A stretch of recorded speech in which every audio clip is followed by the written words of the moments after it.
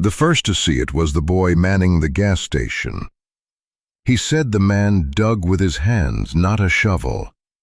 His back hunched as he scooped dirt by the handful, piling it over the fan, then covering it with straw, weighing it down with rocks. No one asked. No one congratulated him. Weddings out here were never considered lucky. The fan was a General brand. Aluminum blades, heavy cast iron stand, rubber-wrapped wires. The kind only seen in pre-war medical stations. He used to keep it by the bed. Each night, he'd pull the relay and let it sweep back and forth, as if someone were reading a book beside him. That night, the lights stayed on. The fan kept turning. But by morning, it was gone. The hole lay between the chicken coop and the dry well. No one stood near. Only fresh mud clinging to the cuffs of his pants, and the smell of dried sweat mixed with medicinal powder. He didn't wipe his hands. He didn't cover the well. Just sat down on the stone edge, tilting his head back, like he was trying to hear if the fan was still spinning in his head. When the mailman arrived, he saw the back door still unlatched, flies buzzing around a damp towel hung behind the window. He left the parcel on the step, glanced at the pile of straw, then turned the truck around. No call, no horn. People around here knew what to leave alone. A new wife, a buried fan, and an heir no one dared enter. It all played out like a script, but no one ever saw the director. Chester wore no wedding vest, not work clothes either. Just an old shirt, collar frayed, one sleeve rolled up, ink stains dotting the fabric, like someone had once practiced handwriting on it. When he lifted the fan from the bed, a small clump of hair floated down with the breeze. He bent, picked it up, slipped it into his pocket. No one saw him take it out again. That evening, sunlight filled the space between the kitchen and the bedroom. The wife's door stayed shut. No heels, no chair scraping, only chickens tapping their claws against the dry earth. He knelt by the freshly covered patch, pressed his palm flat on the warm straw, like he was checking whether something had gone still. No one called him inside. No one asked what the wife was doing in there. No one asked, because everyone thought, and if we did, what would we do with the answer? A rusty nail was stuck upright in the mound. No one knew if it was meant as a marker or to test who'd be fool enough to pull it. Behind him, the clothesline hung at an angle. Only one dress on it, puffed the faded fake flowers still propped up. As if no wedding had passed here at all. That night, the gas station stayed dark. The skinny dog still lay on the step, but didn't bark when the man passed. Chester looked at it. His eyes held no bloodshot lines, but no warmth either. He walked toward the house, dirt still clinging beneath his nails, the iron scent of buried metal on his cuffs. The fan lay under the soil, silent, and from then on, so did the house.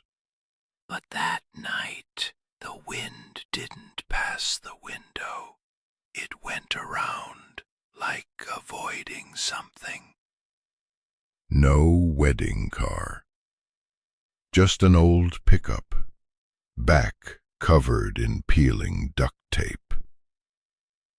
No license plate. Bald tires. The woman sat flat in the bed, back leaning on a long wooden trunk the size of a child's coffin. Her head wrapped in a scarf, wool dress thick, gloves on under the sun. When the truck stopped at Chester's yard, she didn't wait for anyone to open the door. Didn't wait for a hand. She jumped down. Not fast, but heavy. The trunk slid under the axle with the momentum. She bent down, unhooked the chain, and dragged it out like pulling a dead calf. No one helped. No one knew where to hold. That trunk, hard to say if it held belongings or anchored something. Gray wood, chipped edges, 3 fixed chain locks, one latch dented like it had been hammered. Burned into the lid 2 faint letters, Bell, scorched, uneven, but legible. She didn't shake hands, didn't smile, didn't speak, just stood breathing. Then nodded once at Chester like paperwork was done. He didn't nod back. Just turned and walked inside, door left open. She pulled the trunk behind her, chains scratching grooves into the steps. The wedding had only 3 witnesses: the postman, the gas station owner, and the old woman from down the road, standing, not seated.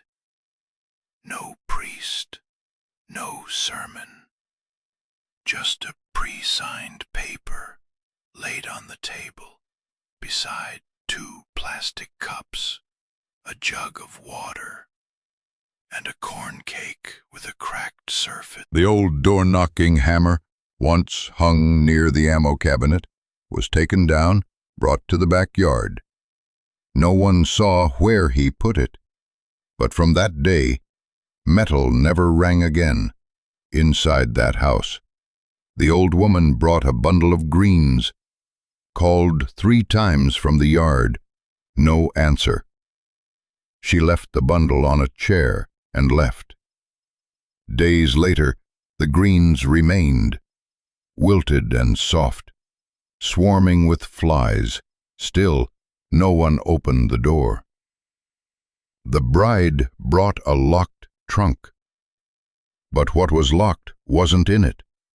It was in the house, and leaking out, layer by layer, like colorless poisoned air. From the 3rd night on, he began tapping the window. Not the front door, not the bedroom, the kitchen glass, the tiny frame taped with yellowed oil paper, since termites had chewed through half the wall. He didn't use his hand, not wood either, just a black stone, riverbed kind, round, smooth, no sharp edges, tapped exactly 3 times, same spot, lower left corner, right by the edge. 3 knocks, not loud, but clear. Then he'd pocket the stone, same thing, every night. No one knew why, no one knew if anyone inside even heard, but anyone who's lived beside the unwell knows 3 taps mean the dead haven't come back yet. A child by the gas station tried it, tapped a pole 3 times, got slapped by his father. Don't mimic the mad. Chester didn't react, still walked home as usual. Sometimes the stone clicked against the metal button of his shirt, sounded like rusted iron tapping bone. One night it rained, brief but hard. He still stepped out to the kitchen wall, stood under the leaking eave, pulled the stone from his pocket, wiped it on his sleeve, then tapped. Rain poured sideways across his face, but the knock still came through.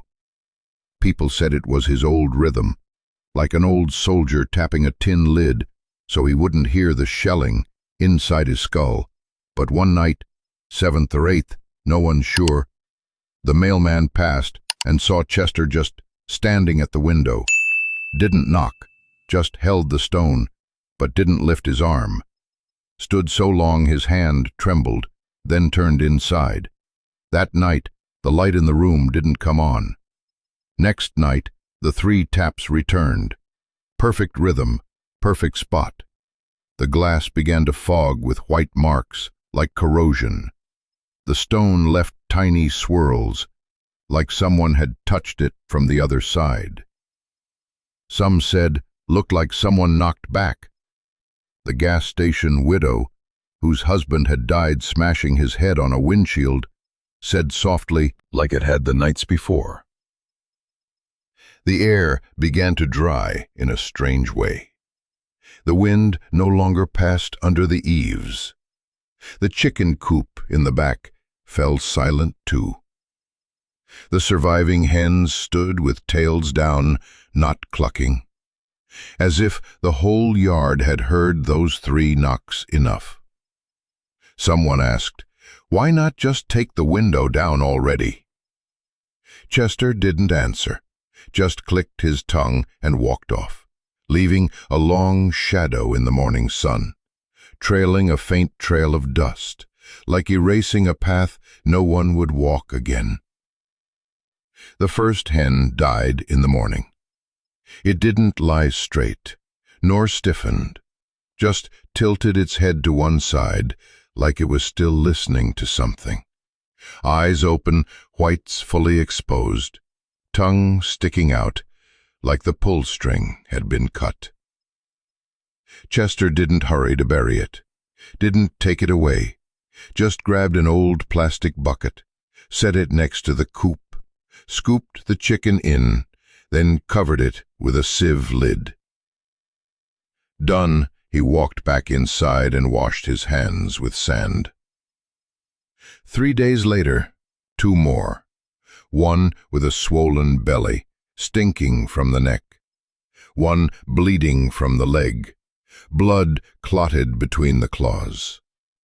The stench so sharp even flies wouldn't land. Passers-by said, "They ate poison mushrooms." But the chickens hadn't gone anywhere. He'd kept them caged from the start, fenced tight, no way out. The well water also started to change smell that same week. Not quite foul, but with a strange taste, a mix of rusty copper and rotting leaves. When Chester pulled the bucket up, foam rose thick, and a thin film covered the surface, golden greenish, like spilled oil. He didn't dump it, still used that water to wash his face. Cupped both hands, splashed it over his forehead, didn't wipe, didn't pat dry. Let the water run down his neck, soaking his shirt. Didn't change. One day he brought out a chair to sit beside the well, popped open a bottle of joint pain pills, shook out 3, swallowed them dry, then pulled a crumpled tissue from his pocket, wiped the rim of his tin cup, but didn't drink. The cup just sat there, untouched. The remaining chickens didn't move much anymore.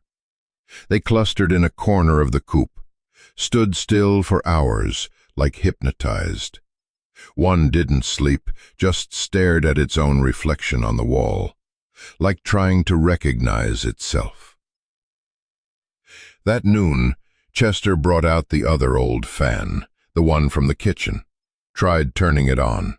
It screeched. He quietly removed the blades, cleaned, breathing back out. One evening, Chester went behind the well, pulled out another bucket, this one wrapped in plastic, carefully poured water into it, then used a stainless steel straw to sniff. Sniffed for a long time. Didn't drink. His gaze no longer settled on the water, but hovered in the space between the rising steam and his own chest, like someone hearing something only they could hear. The night wind began to change direction, blew inward from the river. But leaves didn't move, as if glued down. Only the roof of the coop creaked, a soft sound, not from movement, but from old metal expanding suddenly. A sound no one could mimic, like bones cracking from someone who had lived too long in repetition. No one came asking for eggs anymore. The old women who used to trade vegetables stopped coming. The front gate, covered in tiny webs, just one swipe would clean it, but Chester left them. When people asked where his chickens went, he only said, "A few left, haven't flown off yet." No one understood that. Here, no one raised chickens to watch them fly. Next morning, the first bucket was gone. No one saw him take it. But in the coop, where the 3 chicken corpses used to lie, only one dirt-stained feather remained, planted exactly where the first head had tilted. A child said, "He buried the chickens but didn't cover them." The mother covered its mouth and pulled it away. This time no scolding, just muttering, "Don't talk like that." The next day Chester sat in the shadow of the coop, wearing surgical gloves, the kind for operations, and trimmed his nails with a razor blade. Each cut he blew on his fingertip, like a doctor checking nerve reflex. No one dared look too long. The well changed smell. The chickens stopped crowing. The fan stopped spinning. People stopped calling each other. And Chester, from then on, never entered the house through the front door again. Always went around back, as if something had once stepped out the front, and he didn't want to meet it again.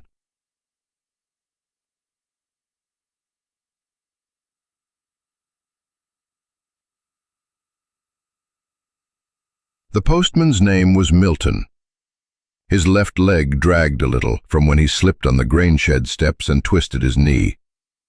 But he still delivered mail once a week. Bumpy dirt roads. Only he knew how to dodge the turns where wheels wouldn't straighten. That week Milton brought a parcel. Small, like a tea tin, stamped from down south. Slanted, thin handwriting, ink blurred near the first name, but still legible. For Bell. Use during seizures. Half pill before sleep. No last. And beneath the glass, a folded paper. No one dared open. He knocked twice. Waited. No reply. Knocked again, then turned to leave. But before stepping down, he stopped, looked at the little box, then took it back. At the station, he put it in the undelivered drawer, taped a note. No one received. No one confirmed. The following week, it was still there. No one asked. No one said a word. The week after, Chester came to the station. No notice. No reason. Walked straight to the back, where Milton sorted letters. Didn't look at anyone. Just pointed at the box. Milton looked at the box, then at him. "No recipient," he said. Chester didn't reply. Didn't snatch it. Just stood there. Looked at it like it was glowing. "If you want it, you have to sign," Milton added. Chester pulled a pen from his pocket. Didn't sign a name. Just drew a crooked line. No letter. No shape. Like a scar meandering across paper. Milton lifted the box to hand over, but before Chester took it, he hesitated. "That Bell, is she your wife?" Chester looked at him, didn't nod. didn't shake his head, just took the box, slipped it into his pocket, turned away. That night, the bedroom light came on later than usual. Bright, too bright, like someone forgot to close the curtain. But no sound of curtains, no shadow behind it. Next morning, a child found an empty medicine shell behind the chicken coop fence. On it, phenobarbital, 30 milligrams, a prescription-only sedative. The cap had a bite mark, like someone couldn't twist it open and had to bite through. The mother brought the shell to the station, asked Milton. He only said, "I handed it to someone who looked like family." Whispers started in the neighborhood. Some said, if Belle needed sedatives, she must have been ill for a while. Others whispered, that kind of pill isn't for people who are still all there. They looked at each other.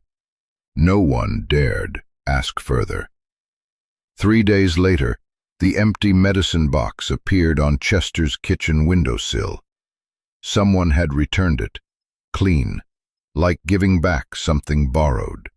Label still facing outward, so the name could be read clearly. Belle.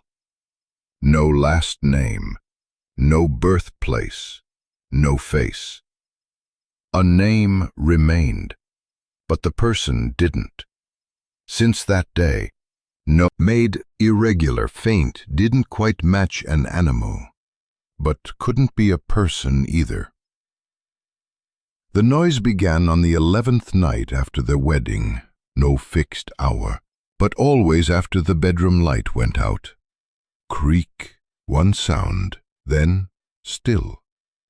Sometimes like metal sliding across wood, sometimes like something smaller, a claw or hook, dragging, then stopping, just as one heard it. Chester didn't react the first few nights, still lay on the folding chair by the kitchen. Each night pulled the thin blanket over his chest, one hand resting on his chest, one curled around the black stone. No snoring, no tossing.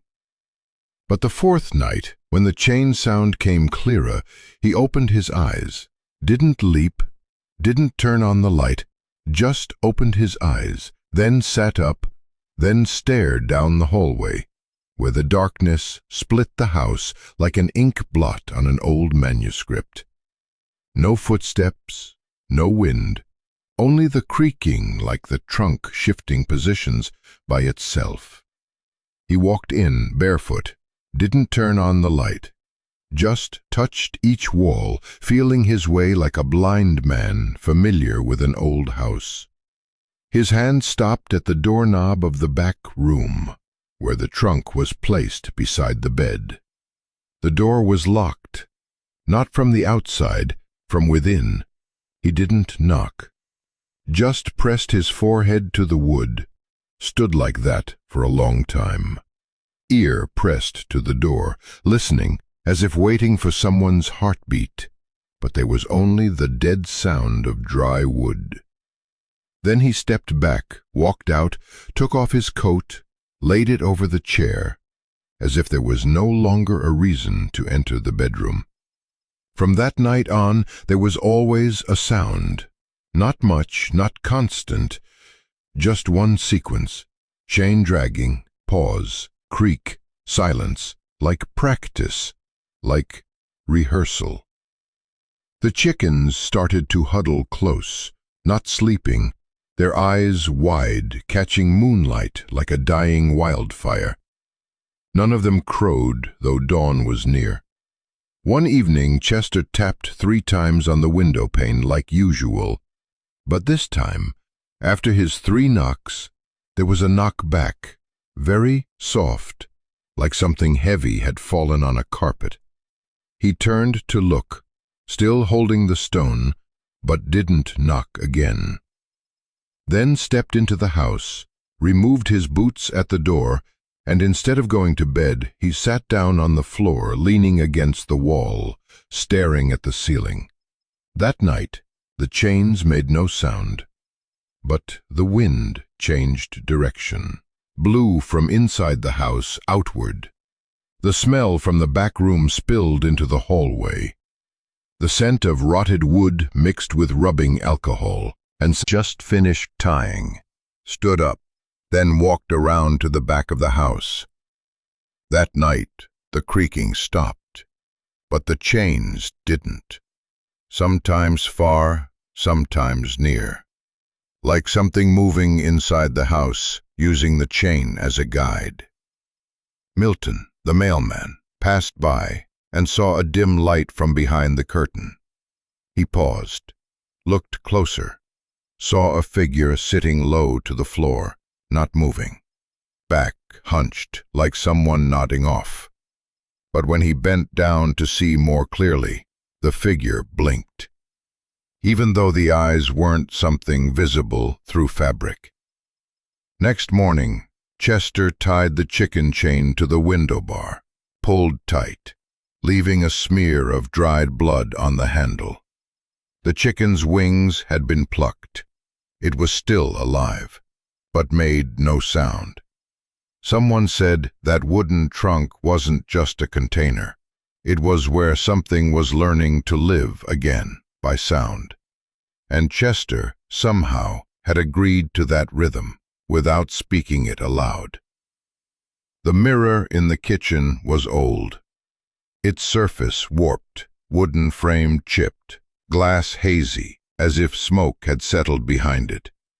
It once hung in the old medical station, where Chester worked as an assistant, years before it burned down from faulty wiring. No one remembered why he took that mirror home and hung it in the kitchen, right above the sink. No one ever looked into it, though everyone knew it was there. Like knowing a door exists, but never stepping through it. That evening, after the chain sounds lasted nearly an hour, Chester didn't go out to knock his stone like usual. He stood in the kitchen, pulled a small knife from the shelf, wiped it on his sleeve a few times, then stared straight into the mirror. No one heard a scream, no shatter of glass, only a rush of breath, then stillness. Next morning, the bread seller walking by saw a cloth hanging from the fence. Thin fabric, dark color, one end streaked like dried blood, scratched downward. The wind blew gently, and the cloth fluttered like a forgotten sign. Inside the kitchen, the mirror was cracked diagonally from top left to center, but not fully shattered. Like someone had punched it, then pulled back. A handprint remained, imperfect, with a blood trail from wrist to index finger. Dried blood clung to the frame, dripped down the tile edge, pooled into a drop at the mouth of the drain. Chester used his bare hand, no gloves, to wipe once around the crack, as if trying to seal it. His hand bled. He didn't bandage it. Let the blood soak his sleeve cuff, then drip red when he pulled his hand from the sink.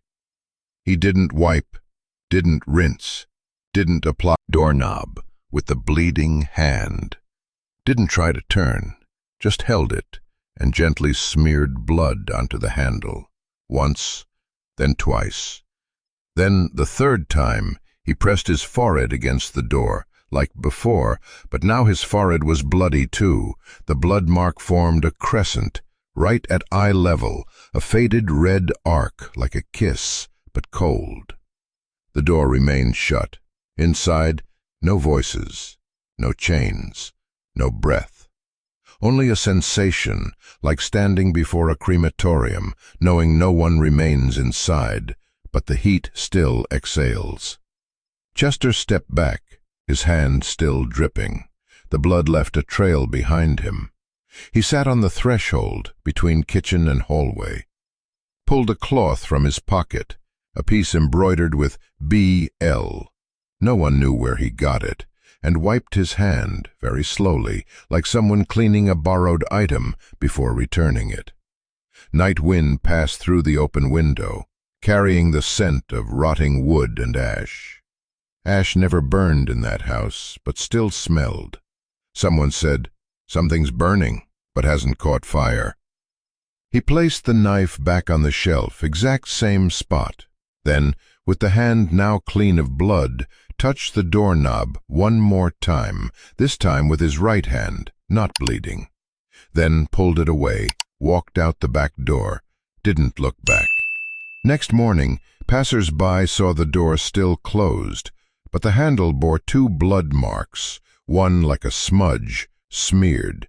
Another small one, like a fingertip, tapped it once, then withdrew. The wind dried it, cracked the edge, like someone had touched, then stopped. In the kitchen, the mirror still cracked, but the bloody handprint had faded, not wiped, but gone, like it had been touched back from inside the glass. The wind chime hung at the back door, near the kitchen porch, right beside a shallow water dent the size of a horseshoe. It had been there since before the wedding, made from 4 short copper tubes, black wire strung through an oval piece of wood. The sound wasn't high nor clear, just enough to be heard when the wind blew from the river. Some said Chester had brought that chime back from the nursing home where he worked his last year. No one knew when he took it, but anyone who'd passed his house recognized that sound. Low, guttural, lingering long after it stopped. Since the wedding, the chime still hung, but didn't ring. The wind still came, but the wires seemed fixed. Hung, but unmoving, as if someone had tied the sound shut. That evening, Chester sat on the porch for a long time. There was no rain, but the air smelled thick of damp earth, the kind of smell only present when something underground is rising, but hasn't surfaced. He smoked.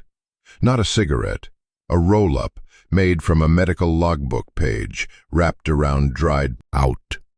When he stood up to go in, the wind chime was still there, but the next morning it was gone.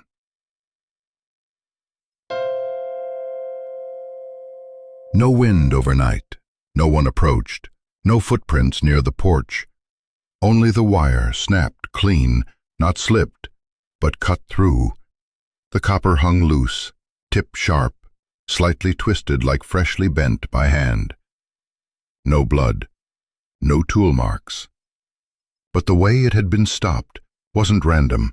That entire day, no one saw Chester leave the house. By evening, the wind picked up, stronger than usual. Leaves whipped against the tin roof. But no chime. No hanging object made a sound, and the next morning, the wind chime reappeared, but not in its old place. It now hung low, near the bottom step of the wooden stairs to the porch. Hung with a black fabric strap, the kind used to tie patients' wrists during transport. Same chime, but the oval wood piece had a new carving. Don't. Handwritten, crudely scratched with a blunt object. Not deep, but clear. The placement forced anyone stepping onto the stairs to look down to see it, like a whisper from the floor, meant only for those who stepped in without permission. Chester didn't remove the chime, didn't move it, didn't rehang it. He passed it every day. Eyes didn't look down, but his steps clearly slowed. Each time the wind blew, the chime rang a flat note, no echo, as if the object no longer wished to make sound.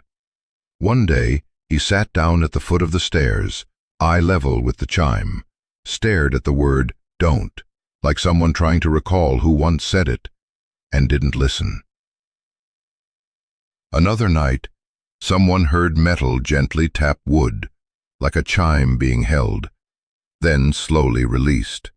No one saw anyone. But next morning, beneath the chime lay a new object, a short piece of old chain, no longer than a handspan, with a smear of white lime at one end. Looked like it had been removed from the wooden trunk. No one knew who placed it. No one dared to touch. A child from the gas station passed by, bent to look at the chime, then ran back pale. When asked, only said, "There's human hair in the chime, white hair." Chester didn't deny it, didn't confirm it either. He just brought out a chair, sat upright, facing the chime, like a man keeping vigil over an unnamed body. And that night, the wind completely stopped. But the chime rang once, only once, at midnight. No wind, no motion, just a sound falling. Clink, as if something had been pulled and released. Chester didn't enter that room for nearly 3 weeks. Not out of fear, but because during those 3 weeks, everything inside the house— the wind chimed toward the wall. Its sound didn't fall straight, but sliced diagonally through the air, like scissors tearing flannel. Chester stood up from the table, didn't say a word, brought nothing with him, just opened the door, walked straight into the back room. The door wasn't locked. The knob was cold, still stained with the dried blood he left days ago, now brown, dusted with fine ash. He placed his hand on the old mark, then pulled, not pushed. The door opened, very slowly. Inside was dark. Curtains not fully drawn. Light didn't hit the center, but sliced upward to the ceiling, glancing across the wooden trunk. It was still there. Corner of the wall left of the bed. The chain, no longer coiled, pulled taut, the end still smeared with dried soil. No smell. No person. No sound. No air. Chester walked up, stood beside the trunk. The lid still locked, but only one latch. The other 2 had been removed, or never reattached, since last time. He didn't hesitate. Bent down, retrieved a small key tied to the back of the bedpost, an odd hiding place, only known by those who've buried something they fear being unearthed. The lock opened immediately. No stiffness, no sound. Chester removed the chain, set it neatly on the floor, then opened the trunk. Slowly. No hinge sound, no creak of wood, only the faintest noise, like someone swallowing, knowing they wouldn't find what they searched for, but still had to look. Inside the trunk, empty. No body, no corpse, no blankets, no padding. Only a bundle of hair, tightly braided, coiled into a loop like a sleeping fetus's head, placed dead center at the bottom. No blood, no scalp. The hair was clean, but dry like it had once been scorched. Chester didn't pull back, didn't touch the hair. His eyes scanned, then stopped at a corner of the trunk where something was wedged between the planks. A brown notebook, soft cover, edges chewed by mice with the letters CHM embossed in the lower right corner. It was his notebook. He picked it up, opened it. No dust, no foreign fingerprints. First page held a folded scrap, written in Chester's own hand, shaky but legible. Day 1, visual response. Day 3, activate sound. Day 5, bell memory restructuring. Day 14, try sleeping beside. Day 19, do not open the trunk. Second page, a crude anatomical sketch, skull, cranial nerve 10, auditory pathway. Not drawn for study, but like someone trying to remember how they were damaged. Last page, a single line. If you've opened the trunk, do not knock again. Chester closed the notebook. Didn't put it back. Didn't hide it. Just held it in his hand. Chester sat on the floor, right hand on the trunk lid, left hand still holding the notebook. His face didn't change. No pain, no fatigue, no doubt. Only his eyes, empty. Like someone who just realized, for 3 weeks, this room held no one at all, except himself. Below the diagram, a line of smudged ink. Do not repeat memory when the wind is changing direction. Chester looked up, The porch wind had just gone still. It didn't blow in, didn't blow out. The exact stillness of stalled wind, like memory itself. He turned the page. Page 4. A note listing all the tests. Day 1. Showed Belle's photo while taking meds, couldn't recall hair color. Day 2. Tapped window 3 times, sensed someone standing behind, heartbeat misaligned. Day 3. Rang wind chime at 3 a.m., heard name whispered through the metal. Day 5. Recorded fetal head image appearing during eye closure. Day 7. Began hearing Belle's voice in his breath during sleep. Each line held no emotion, no comment, just listed like a researcher documenting someone else's symptoms. But that someone else was him. From the middle of the notebook, a folded paper slipped out. Unfolded, an image of the spine, identical to the earlier medical scan, but with handwriting, "If I forget, bring back the fan." No addressee, no address. But the handwriting was Chester's, just older, slower, as if written when his fingers could no longer feel the pulse beneath. Chester froze. He raised a hand to his neck. The pulse was still there, but faint. He turned to the final page. A single sentence sat there like a verdict long settled. Objective: convert Belle into a housed memory. If the memory resists, do not speak her name. If the trunk is empty, do not find a replacement. The last word had been erased, but poorly. It still read faintly, replacement. He closed his eyes, like someone just reminded that they had chosen, once, to serve a sentence by storing someone else's memory inside their own body, then slowly letting themselves believe it was theirs. Self-imposed, self-forgotten, self-returned, self-remembered, self-betrayed. The room was silent. No smell of old wood, no scent of person, only the scent of memory, when forced to become real. Chester hugged the notebook to his chest, not to protect it, but like someone holding something soaked into their blood. If not held, it would spill out. He dropped his head to his knees, back still. Wasn't just handwriting. It was a body, reassembled with false memory. Belle. No longer the woman in the trunk, not his wife, not a figure to substitute loneliness, not a story staged to fool the neighbors. Belle was a patient, an old file, a broken spine, a crooked stitch. Someone who once placed her life in his hands and didn't get it back. He remembered slowly, not in pieces, but all at once, as if someone sliced his brain open, peeled each layer, and poured memory across his skin. Lenora Belle, 28, horse fall victim. Admitted to surgery while conscious. Her last words, "I can still feel my feet." After a 3-hour operation, Chester stepped out of the room, still not fully licensed, assisting while the lead surgeon was absent. No questions asked, no blame assigned, no investigation, only a delayed transfer slip, and Belle never moved again.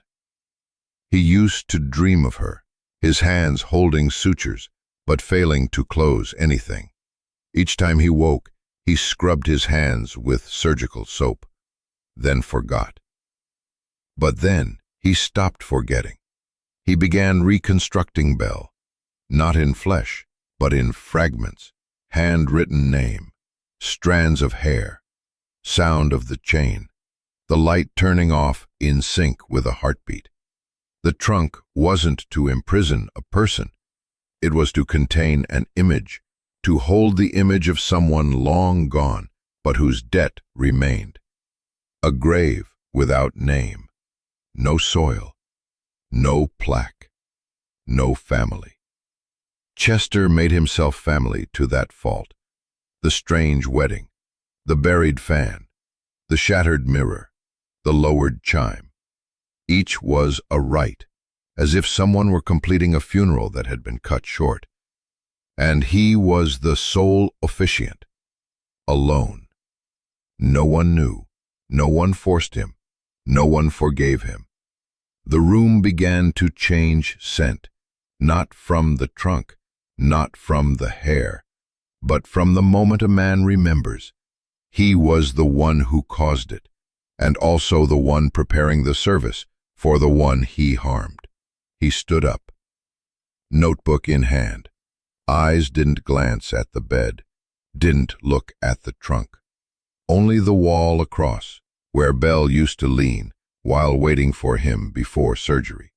Her back impression was long gone, but on the wall, a small gray spot appeared, coin-sized, like dried blood from someone who leaned too long, back of their head pressed against the surface. He stepped forward, touched it, didn't wipe, didn't scratch, just touched, and whispered almost a breath, "You weren't wrong. I wasn't right, but I stayed, and you left." Either. The guilt was never in the outcome. It lay in the fact that he once believed he could fix it by redoing it, and did. The room now held no artificial light. Chester didn't switch it on. He let the night fall in like still water draining from a well. No sound, no chill, just the bare basin. In the center, still the wooden trunk, once locked in chains, now open, empty. No hair, no cloth, no form. Nothing evoked a person. Only the indentation on the floor, like an object had lain there so long the grain of the wood changed to adapt. He didn't sit, didn't kneel, didn't brace. He just stood.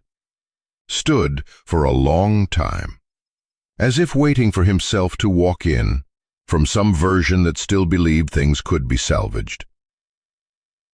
No sound in the house. Outside, wind just enough to rattle the shutters. The wind chime didn't ring. No one passed. No dog barked. He raised his head, eyes not red, not wet, but his pupils wouldn't settle, like looking for something steady. But nothing in this house was steady anymore. Then he spoke, not loud, not soft. In a space just big enough for one man's wrong and no one left to witness it, he called a single word. Belle. Not prolonged, not aching, just as if he meant to say, "I'm here," but didn't know who for. No response, no echo, no sound of objects falling, footsteps or returning wind. Only silence closing around the name just spoken, like the house swallowed each syllable, refusing to let it out. Chester didn't say it again, didn't change posture, just let his hand fall, like a limb no longer wired to a nervous system. No curl, no stretch, no grasp. The old blood in his fingers still there, not dripping, not dried, just a tacky layer that wouldn't heal, as if something still leaked from within, even though there was nothing left to leak. He looked down at his hands. No disgust, no remorse, not even familiarity, just as if, for the first time, he saw his own body, without a single reason to call it me. Once more, he opened his mouth. No name spoken. No words said. Only his lips moving, like someone mouthing another person's lines, getting no reply, as if reteaching a memory that had been forged, then abandoned along with its maker. Then he sat on the floor, leaning, name with every mistake you can't undo. That name will never answer back. It wasn't dawn, but no longer night. Light was dim, enough to see objects, not enough to recognize people. Chester opened the door, carrying nothing but the trunk. He didn't lift it, didn't cradle it. He dragged it. Wood scraped against old cement, leaving a long gouge like the trail of a beast that had lived in the house, now dragged out without its soul. The trunk was empty, unlatched, uncovered, its lid left open as if waiting for something to be placed in, or someone guilty enough to step in themselves. Chester set it in the middle of the yard, didn't straighten it, didn't face it, then backed away 3 steps exactly and sat on the well's edge. His back didn't rest on anything, the posture half held, half fallen, like someone who had stayed too long between holding on and letting go. The well still had its old rope pulley, white mold along the line. Chester didn't draw water. He just stared into the shaft, didn't see his reflection, only black. A thick darkness, as if someone once stepped into it, and water had never come back up since. He struck a lighter, lit a splinter of wood too small for a torch, just enough flame for someone who didn't truly need to see anything, then snuffed it out. Later he lit it again. The flame flickered, didn't catch, didn't grow. He watched it, as if waiting to see if fire would spread to him, not to die, but to check if there was anything in him left to catch fire. Wind passed, not strong, but enough to tilt the flame. Chester didn't shield it. The fire went out. He bent again, lit it once more. This time, not for light, not for warmth, but because striking the flame was the last thing he could remember how to do. After a few tries, he let go of the lighter, didn't pocket it, didn't hide it, just left it on the well's lid, as if saying, if anyone comes, use it. The trunk remained open, the back door of the house still ajar. No one appeared, no new footprints, no one ran past, no one called. The only thing that moved was light, changing its color, but not changing the scene. Chester sat upright. For the first time in days, his chest rose and fell gently. No heavy breaths, no effort, just like someone who had learned how to stay alive after losing the belief that it mattered. His eyes fixed on the trunk, but really, he looked into the space above it, as if holding on to an image inside his mind of someone who once sat there, once had a name, once had hands to touch, once had guilt to forgive, once had a chance to start again, but now, no longer. The trunk stayed open. The fire had died, the wind gone still. He sat by the well, like a doorkeeper at a funeral no one came to attend. And for the first time that day he did nothing. No tapping glass, no no picking up hair, no tearing notes, no speaking names. He just sat. Waited. Not knowing for whom or for what. No one remembered what day it was, only that there was no market, no funeral, no cattle reported missing. The sky was overcast. The wind came from the wrong side. The soil felt unusually soft, and it was Mrs. Gray, the woman who watched over the abandoned broadcast tower, who first said, "I saw a woman standing at the river's edge, back turned, not moving, not turning, not stepping." No one asked how long she watched, but after that 3 others confirmed, each from a different side of the river.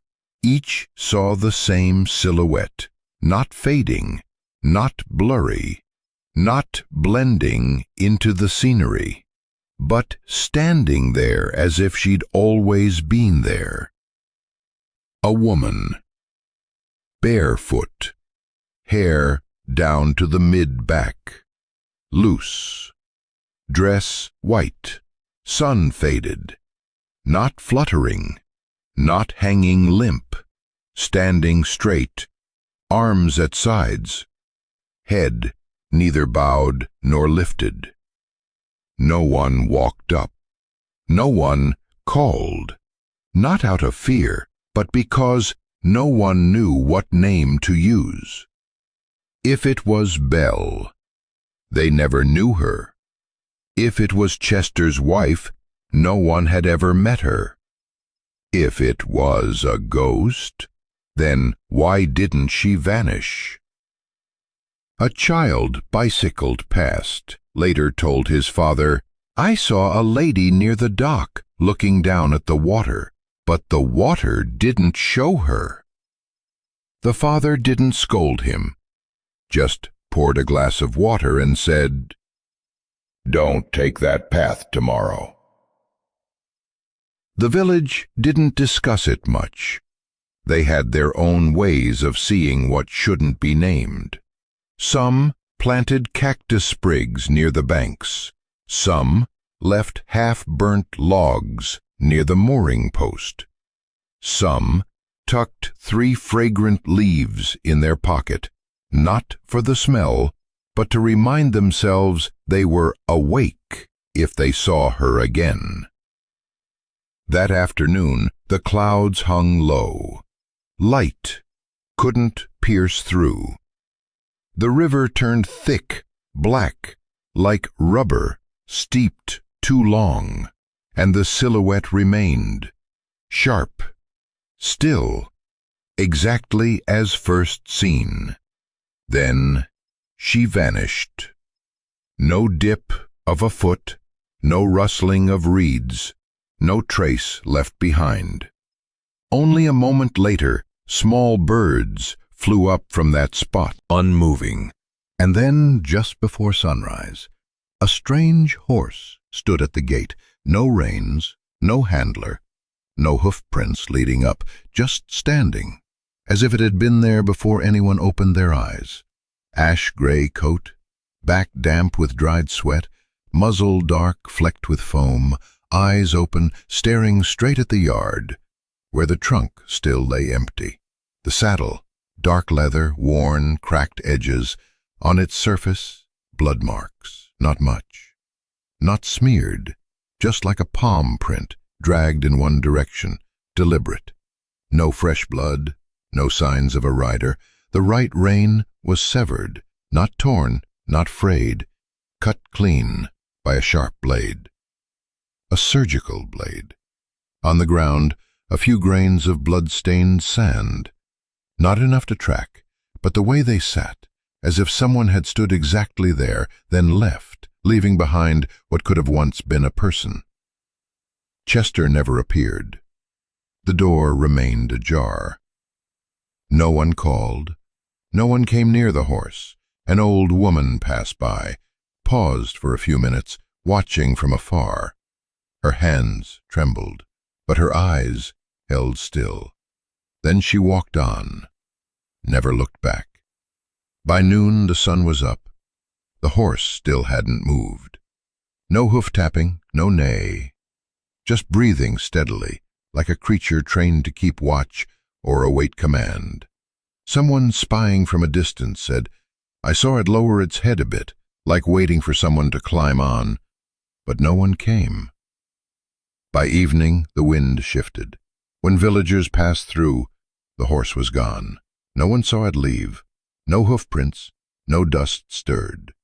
No sound of hooves. Only a sweat mark on the earth, shaped exactly like the animal had stood, as if it was made from someone's breath, and vanished with the wind.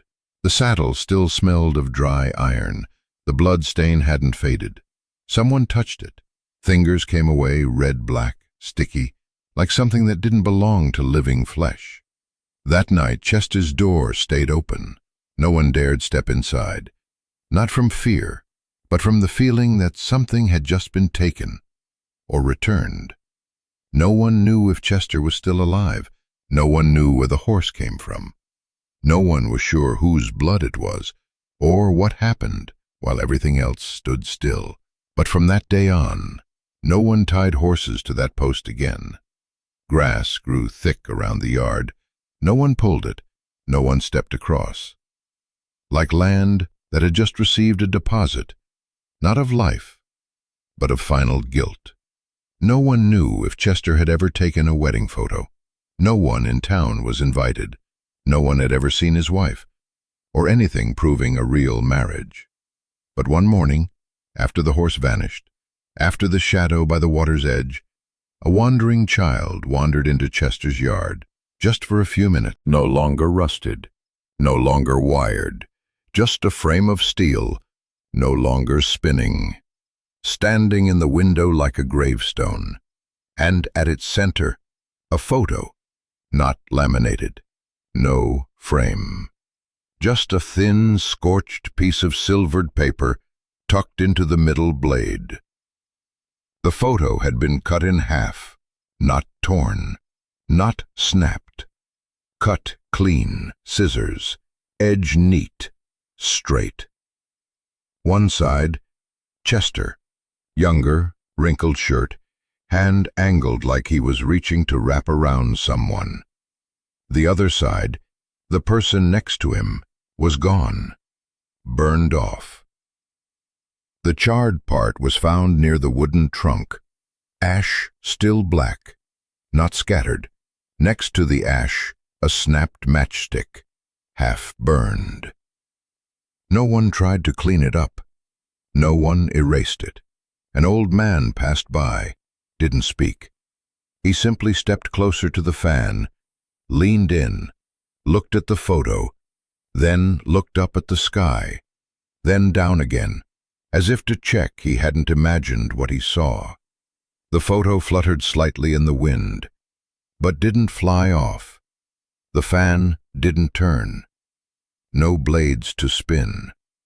Only the steel frame holding the picture, like a trap that froze time. No one knew why the photo was placed there. Maybe Chester, maybe someone else. But the way the image was cut, the wife's half burned, Chester's half kept, felt like a strange act from someone who didn't want to forget, but no longer had the right to remember it whole. Wind blew strong. The photo shifted to one side, then dropped back to center. Didn't fall, didn't break. Just stood there, like the fan had been tasked to guard what he couldn't throw away and didn't dare name. That evening, another child pointed at the photo and asked, "Who's that?"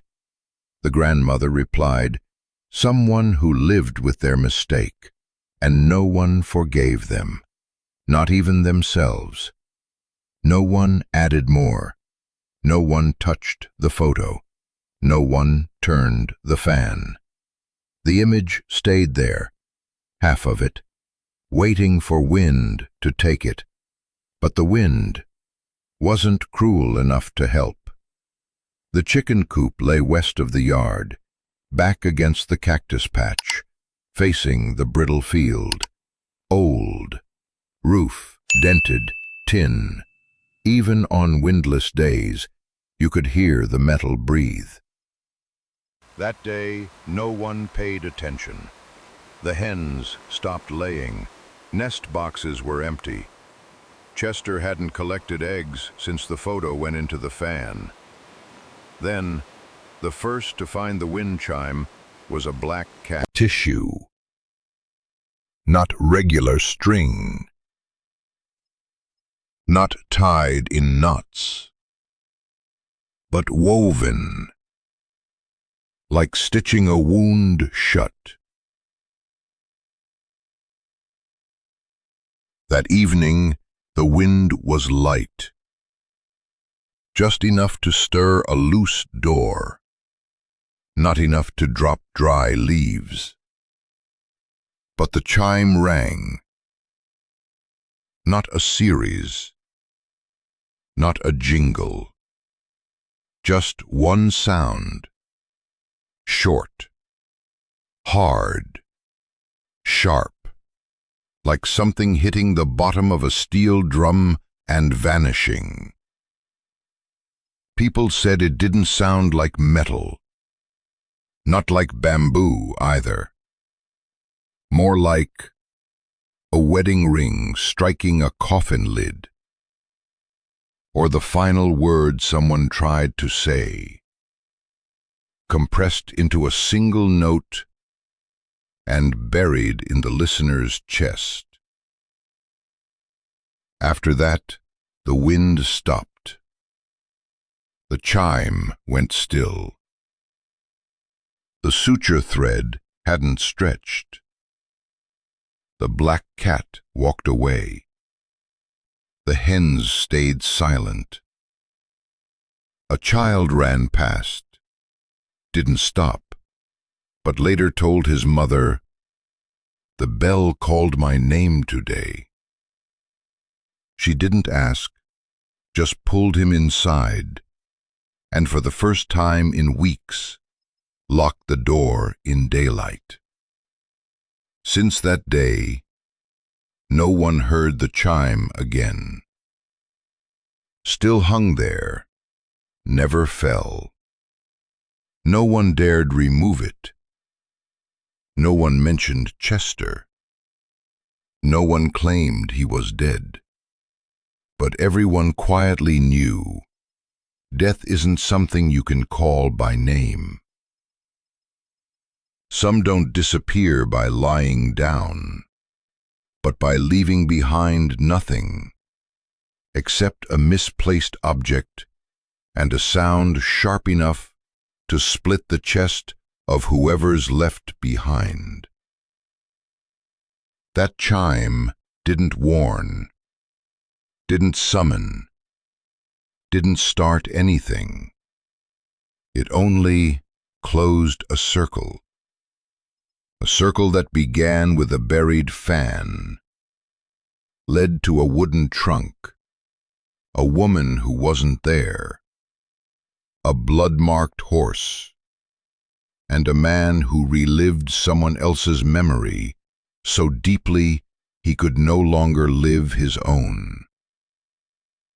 Now, only the chime remained, and the sound had already been made, so no need to repeat it. Some say, the wind here never brings anything, just tears open what should have stayed still. But to me, that wind chime wasn't a bad sign. It was the only thing brave enough to speak in a place where no one had dared